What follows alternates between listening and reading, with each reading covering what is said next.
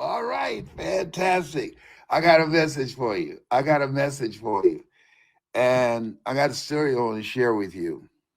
It's a very, very important story that I just experienced comforting someone.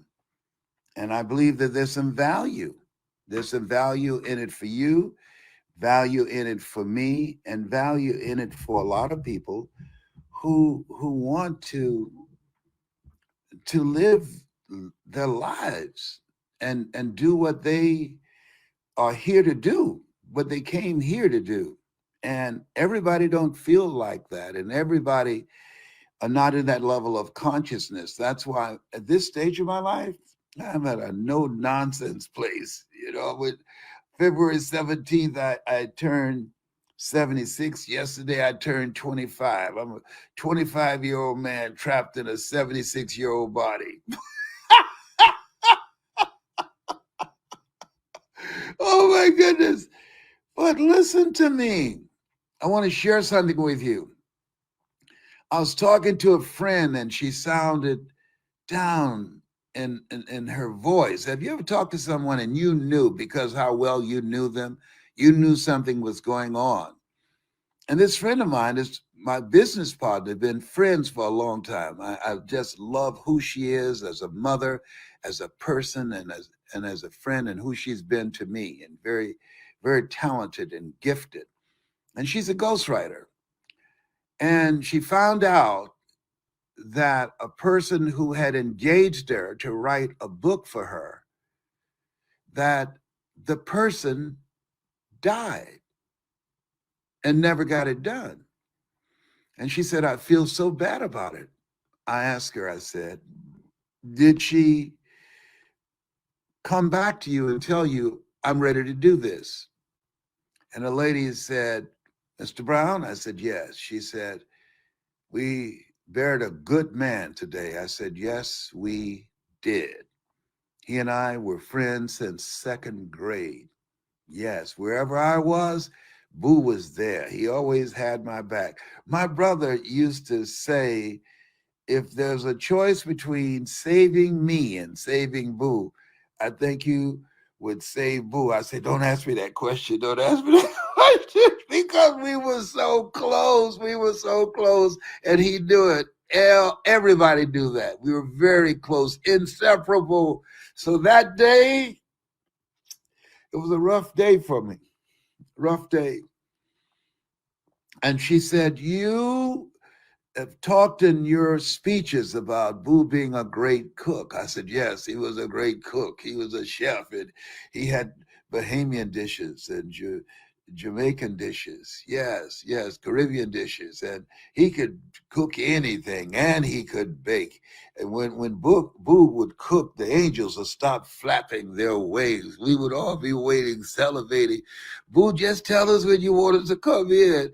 And not only could he cook, but the presentation. Oh, it was mouth watering. You had to sit there and look at it for a while before you dove in. She said, you talked about doing a recipe of a book of recipes of Boo's secret recipes that he shared with no one. I said, yes. She said, did he do it? I said, no. Even his sons didn't ask that question. Hey, did my father write that recipe book? This stranger out of nowhere. You just never know who's listening to you. I said, no, he didn't. She said, ooh, he took that with him. He took that with him. And she just turned and walked away. And I stood there frozen. I read a quote that said, put off for tomorrow that you don't mind dying in you today. Put off for tomorrow that you don't mind dying in you today. Because tomorrow's not promised. Michael Jackson said, "This is it," but it was not the it that he was talking about. And I've been rethinking my life. I just been reviewing my life, and I'm living with a sense of urgency, getting things done. And I realized the most dependable hand is the one at the end of your wrist. There were things that I would get upset if I asked my children to do and they didn't do it. I'd get upset. But I realized, hey, no, that's not on them. That's on me. That's on me. I'll get that done. I'm not going to ask you but one time. And if you don't do it, I know you were either unwilling or unable. Whoever it is that I deal with in business, partners, if I ask you to do something and you don't do it, I believe you're either unwilling or you unable, and I'm going to get it done. I'm not going to leave anything on the table.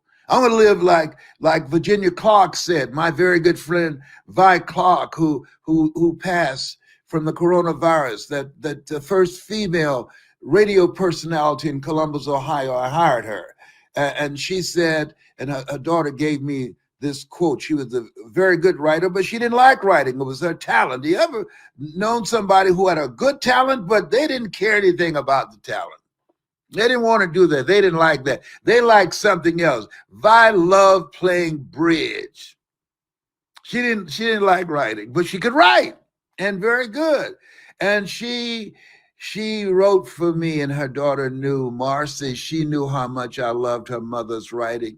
And she said, I want to give you this quote that I saw that my mother left. And I know she would want you to have it. And the quote said, when I die, let everybody know life don't owe me any change.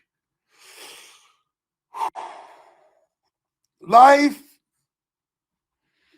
don't owe me any change. Vi lived life on her terms. And, you know, it's one thing to say we're made in the likeness and image of God and been given authority and dominion over everything on the face of the earth, including the choices that we make. We make choices, and our choices make us, but most of us don't make the choice to live full. Most of us take our talents, our abilities, our skills, our book to the graveyard, making the graveyard rich. Boy, I can't tell you this quote by Miles Monroe often enough. Rob the cemetery of your ideas. This friend of mine, I'm not going to tell you her name or Deidre, but that lady that asked her to write the book and the lady didn't follow up, she has enriched the cemetery with her book, with her words, with her story, with her ideas, with her wisdom. Jerry Jackson would say, life has no duplicate. We only have one life to live. Oh boy. We're here because of God's grace and mercy. We're living in a time that I can't speak for you, but for myself, they brought me a package yesterday from FedEx, and I opened the door, and this lady didn't have on a mask. I was looking, so why don't you have on a mask? I was asking myself, why does she have on a mask? And I stood back, and I had on a mask, and I signed quickly and got my package and brought it in and sprayed it with some Lysol and closed the door. And I realized how nervous I've been, how self-conscious I've been when receiving packages. I called my son, John Leslie. I said, John Leslie, I'm not going anywhere. He said, how's it just staying in the house all the time? I said, well, sometimes I ask Celeste if she just drive me around. I put on 2 masks just to get some sun, go out in the backyard. And he asked, does Tyrone make fun of you? Tyrone is a squirrel that I talked to, that I befriended. I'm now bilingual. I speak squirrely.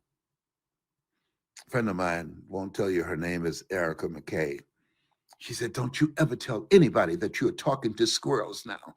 They would be very concerned about you, Mr. Brown. Do you understand me? Just keep that between you and I. Keep that on the down low." I said, "Okay, I won't tell anybody. I talked to Tyrone." Very good. Tyrone does tease me when I go out in the backyard. Nah, nah, nah, nah, nah. You scared to go out. Mm-hmm. You scared of the coronavirus, aren't you? Mm-hmm. The coronavirus don't bother squirrels. I don't have to wear a mask, but you do because you're human. Nah, nah, nah, nah, nah. Oh, Lord. Oh, my God. Oh, okay. All right. Here's the reason I shared this original story with you. Do you have a book in you? Do you have a story in you? Do you know how much time you have left? None of us do. Do it now. Take action now.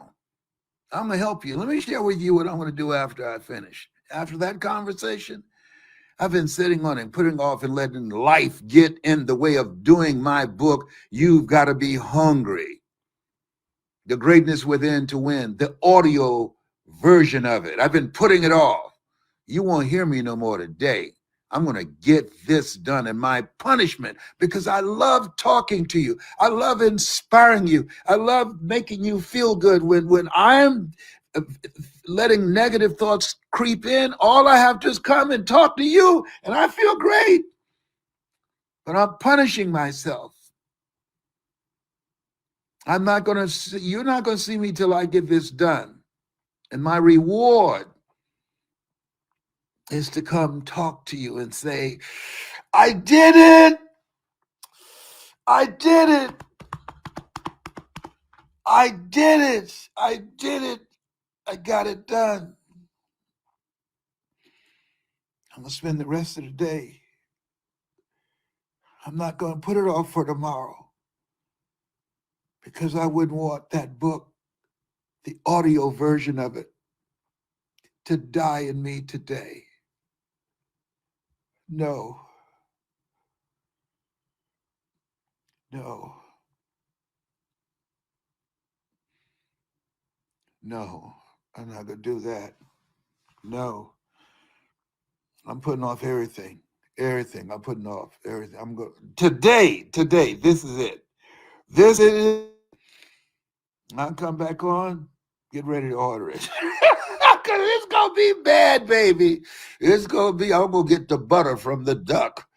But if you got a book in you, or story in you, or speech in you, and you want to take that speaking to the next level, I want you to go to hungrytospeak.com. If you got a voice in you, got a voice.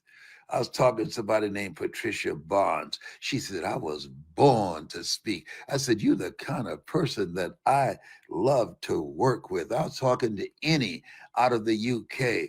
She said, this is the calling on my life. She said she was on her job and the boss bust into the room and started yelling at her the top of his lungs.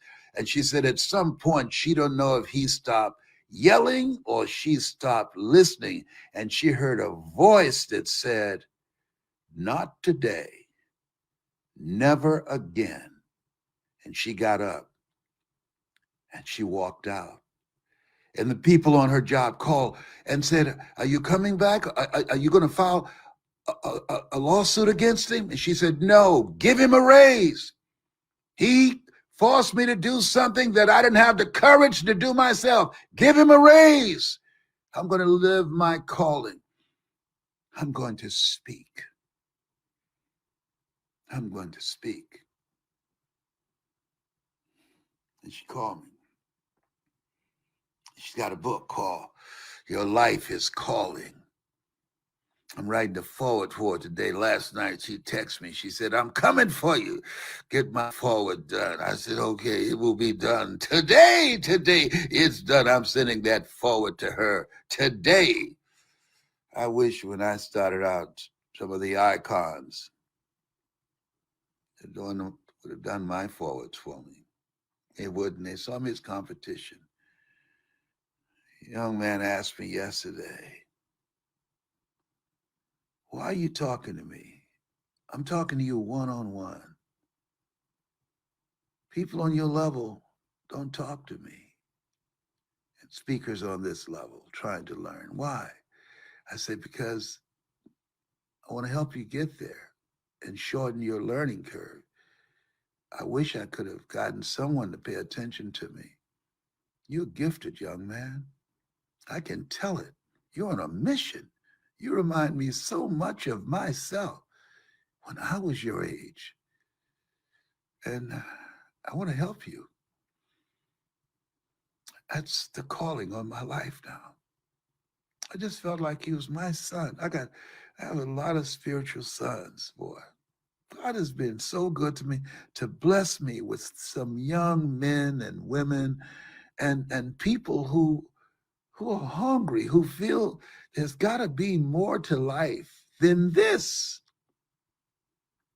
Being afraid to breathe. I'm not going out like this. I got to calm myself. Ooh. I have a friend named Jonathan. This is how he calms down. Ooh.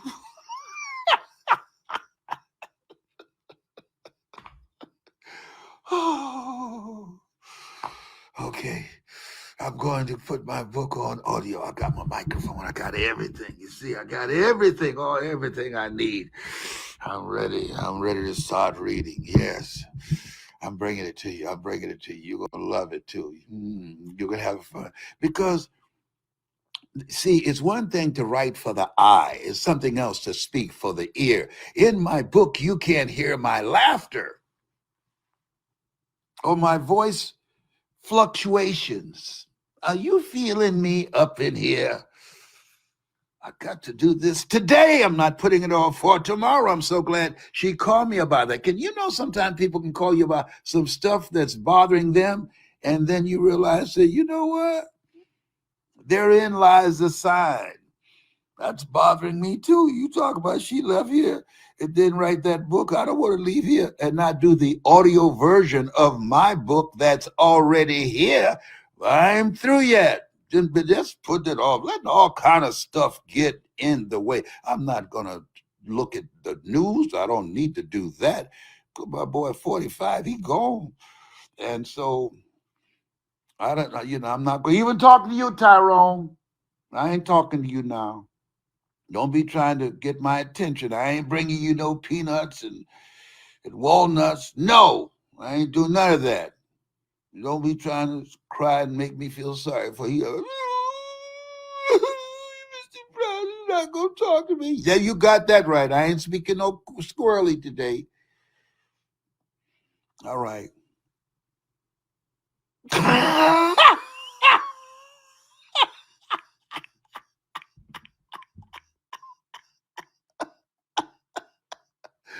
Okay. Okay. Oh my goodness. Let me get my book out. All right. I'll go get my book and I'm gonna record it today.